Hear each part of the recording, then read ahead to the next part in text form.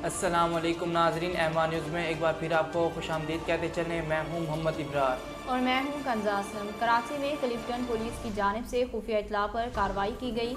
तफसीलात के मुताबिक कार्रवाई के नतीजे में इंतहाई मतलूब मोटरसाइकिल लिफ्टर को गिरफ्तार कर लिया गया, जबकि गिरफ्तार मुलजिम रिजवान से 8 मोटरसाइकिलें भी बरामद कर ली। ASP दरख्शां का कहना है कि गिरफ्तार मुलजिम का ताल्लुक बैनुल सूबाई लिफ्टिंग गिरोह से है, जबकि बरामद मोटरसाइकिलें डिफेंस और कुरंगी से चोरी की गई हैं। सानिया मरी के हवाले से कमेटी की इब्तदाई तहकीकाती रिपोर्ट में हैरानकुन इंकशाफात सामने आए हैं। ज़राए के मुताबिक मेट्रोलॉजी डिपार्टमेंट ने तूफ़ान के हवाले से कोई ऑफिशियल नोट्स तहरीरी या टेलीफोन के ज़रिए जारी ही नहीं किया।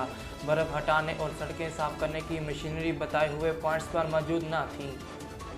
महकमा हाईवे कंट्रोल को रोड क्लियरेंस मशीनरी भिजवाने के लिए वायरलेस से मुतअद्दिद पैगाम भेजे गए। मुतअद्दिद पैगाम के बावजूद मशीनरी पर वक्त न भेजी गई। बाड़ियाँ रोड पर सफाई करने वाली मशीन रुक गई। Deputy secretary Jamaat Islami Lahore Ahmad Salman Bloch ने कहा है कि हुकूमत पेट्रोल की कीमत को सवाब समझकर हर 15 दिन बाद बढ़ा देती है।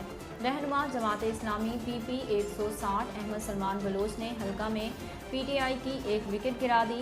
अहमद सलमान बलोच ने कहा कि 2 दफ़ा PTI को इस हल्के ने एतमाद किया, मगर आवाम को सिर्फ धक्के मिले। दुनिया भर में कोरोना की ओमिक्रॉन किस्म सुनामी की तरह फैलने लगी। एक ही दिन में 32,34,000 नए केसेस सामने आ गए।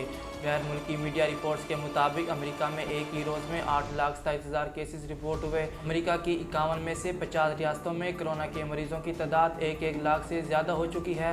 उधर फ्रांस में 3,29,000 और भारत में 2,68,000 ओमिक्रॉन के नए मरीज सामने आए।